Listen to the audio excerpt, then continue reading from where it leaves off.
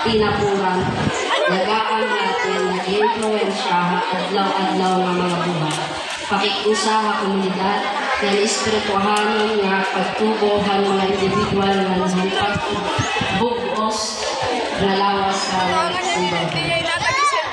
Lamang baton ang paghatag kinasing-kasing nga tohan mga nanginginahan or mga kabos na patsyahan atong mga iagi. Number 2, anong pagkakawag ng mga habit nga inaatubangan ng mga individual o simbahan ng pagtaktis ang tinapuan.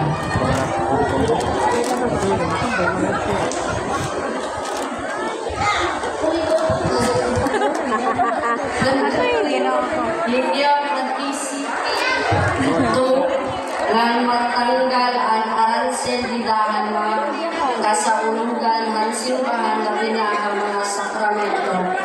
Hapunan o nga paagi kita makapagpabadayon ng pasuportahan Panginoon ng simbahan.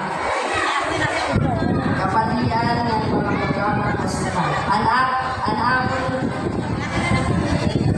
Alam hindi mo na pahagi para din mawala ang programa pastoral. Ipapakita namin na active kami sa simbahan at kung ano ang mga activities na pwede namin ipuli.